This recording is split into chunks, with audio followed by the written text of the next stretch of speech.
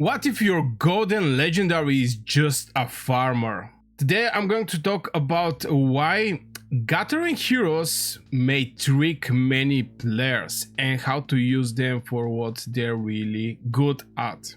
Hey guys, good to see you again. Everybody loves shiny heroes, but not all shiny heroes are actually good. And I'm going to talk about some specific hero like Indies that, to be honest, Indies is just one of the heroes. That, to be honest, is just a hero that is, just for the gathering. But how you can recognize this type of heroes? First, we will check the Indies skill. And we talk about, so right now she's even farming at the moment, and yeah, this hero is extremely hard to be get. Let's begin from there. If you're a spender, you're going to get in this after 2-3 seasons, maybe 4, because every day she's having exactly 3 tokens you can receive, and this is the only place where you can get these tokens. This is Terra Store Fixed Exchange. So after, I remember back in days, there was a huge boom for this hero. It's like, oh my god, Indies right now, we're going to use it as a support legion and blah blah blah. But she even got little nerfed, I'm not gonna lie, from Call of Dragons. This Infirm, that damage taken plus 20% for 2 seconds was actually for 3 seconds. And she was not having a damage factor. And let's start with the first skill. The first skill is, very far. Obviously, it can be with any kind of troops. Diffused damage, 600, and on top of that, to be a diffused damage, this is just not something great. And Tunerly Legions, Infecting Infirm. Now, Infirm is something interesting. It's extra 20% for 2 seconds.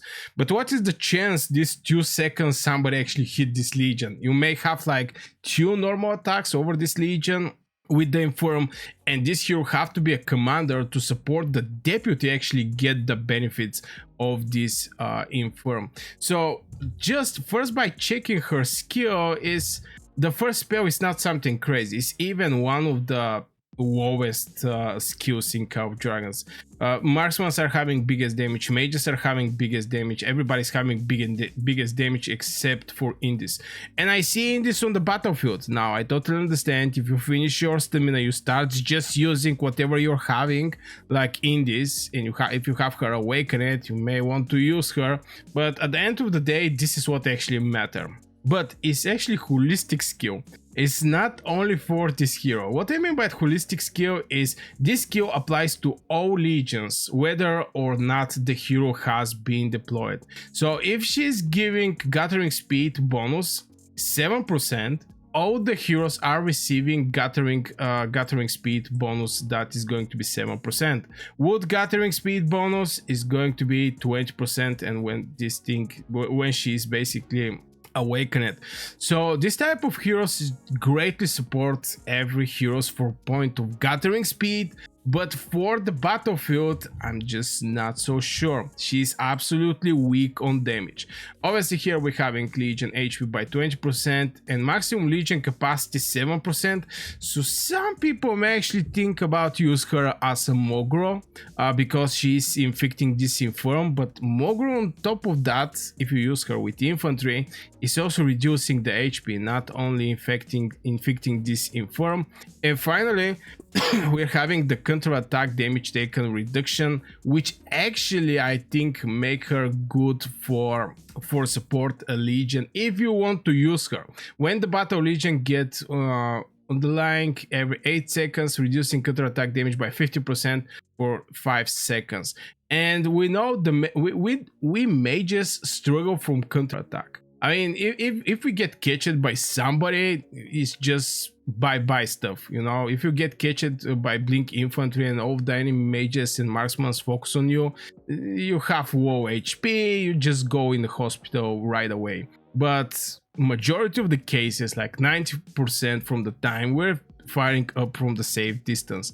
That's why only the counterattack is what actually reduce the damage, reduce the Legion count in our Legion. Maybe some spells like Venom Lizard or some extra counterattack damage may inflict this thing also, but at the end of the day, it's going to be the counterattack damage.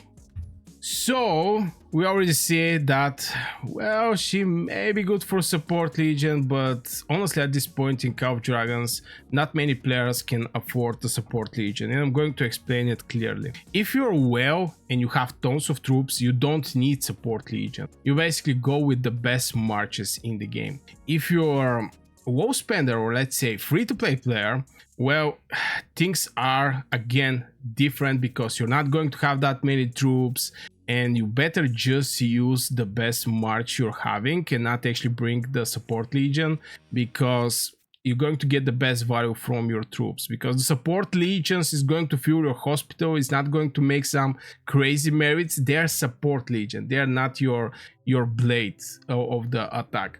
That's why I think, you know, the support legion is a little outdated way of playing in Call of Dragons, especially right now that we're having so many heroes in the game. So yeah, you stop just focusing over the indies for the wars and let her work peacefully in the tails. And right now I'm using her to to gather some mana, and I think this is the place for the indies. Just wanted to talk about this thing because, you know, I see from many alliances using indies, and just sharing more my opinion over this type of legions. Now I'm very welcoming the enemy use this type of legions, just because, you know, I'm going to fill my pockets with Meretito, but at the end of the day, she's just for gathering. Now, obviously I have a debate about this thing, and some of my friends insist that she is debuffing the enemies. But I test her so much time. I mean, I try to make her work for me, but it's not actually working. I use tier 5 troops with her. I use tier 4 troops with her because, you know, I was thinking tier 4 is easy to be healed, so no issue. I'm going to use my support legion with tier 4. It didn't actually work very well for me. Just I make with my legions like 40-50k merits, and with indies I make like 7k. Obviously not like she gets defeated and sent it home and I get 7k, but I don't see big change in form of these 2 seconds of the buff that she's giving, because we're not caring here about the damage factor, we are not caring about healing factor, we are caring about this damage taken that is 20% for 2 seconds. And honestly, it didn't actually boost that much. I better just save these troops and use it with my strongest legions from just put it there. And so far, the strongest support legion in Call of Dragons is actually Waldyr Tarra. This is your strongest support legion. If you want to run support legions, it's not actually in this. I actually jump in this trap. I'm going to share with you my personal story. And this is, I jump on the trap where every day I was collecting my, my points from the dragon trial, and I use it to get 3 every day, 3. And at one point I actually awake her, but this is 20k and I miss so much legendary medals. From this store, just buy legendary medals. If you're at the end game, just buy legendary medals. Don't buy anything else here, just legendary medals. You're going to need it because making a hero 6-star is a pain. So if I can actually bring time back, I definitely going to not invest in this, maybe going to make this one level 5, and after this not even touching this this hero, just going to farm. I mean, from the moment I get her, she's just in farming. But some people are actually insisting that she's debuffing enemies, but I'm not so sure this 2 seconds is actually something that you should think about. And if you compare her with the stats, for example, with Lilia, Velin, any hero you want to see, you want to compare this hero, you're going to see that even, I don't know, I'm going to point Thunderlin, for example, doing like 1.5k damage and march speed 40%, damage taken for 15%. It's again for 2 seconds, the march speed and the increasing damage, but it's 1.5k is a AoE. Obviously it's going to be diffused damage. Follow the target also is doing more AoE damage. It's just crazy, I mean, I'm pointing Thunderlin. I think even Talea, the sheep didn't can way outperform in this. So she's just a support, a farmer, not a fighter in my eyes. Using her in the wars is just wasting troops and artifact swords. I'm not gonna lie, because you know, if you don't have that many artifacts, oh my god.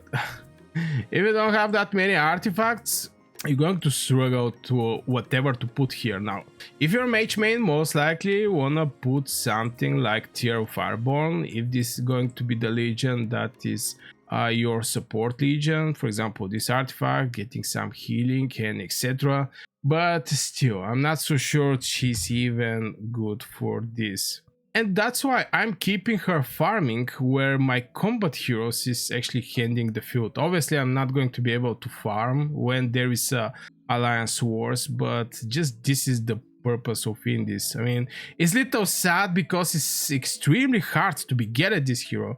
I mean, you cannot buy her. You have to every day do dragon trials or collect coins and buy her. And don't forget, your resource pile is going to pile up faster. You're always going to have some resources to do some healing. So, you know, also the gathering have to be keep it in mind. Even though that right now in Call of Dragons we're having so many gathering heroes. We're having Indies, we're having Pan, Tarra, the new one, Flint, by the way. Very nice one also for gathering, Ordo for mana, Chakcha for ore. We're having also Kewa. I mean, we are having so many gathering heroes right now in Call of Dragons. At one point we was struggle for gathering heroes. We was having like Pan, we was having Kewa, Chakcha and Ordo. That was what we was having, and Indis was the perfect fit for our 5th legion. But right now we even have, for example, Nairin is also farming hero. But since this spell become a holistic, basically it's applying to all of the heroes, the only difference is basically in the tower tree, which tower tree, to be honest, is giving pretty decent farming speed. It's 9% here. You get extra 25% per resources. You get extra 20%. Here you get like 15% extra, getting more resources and etc. I mean, obviously the tower tree is going to have a pretty decent impact in the overall picture, and that's why I'm keeping my indies on the gathering towns. This is the only hero that I have lay of the land. This is increasing the production in your city by 50% for 1 hour. The reason behind is when she's finishing gathering some mana, of my level 25 mana refinery is just going to get way more mana production per hour. This is also a little trick that I'm going to share with you, my viewer, about what I'm doing with indies also. And you have to understand something, not every hero must fight. Not every hero must fight. So Indis is just not one of these heroes. So yeah guys, I guess this will for this video. I really hope you enjoyed. Make sure you hit one like if you get some value or food for your brain, let's say it like this. And subscribe if you're new here. I wish you a great day and see you in the next video.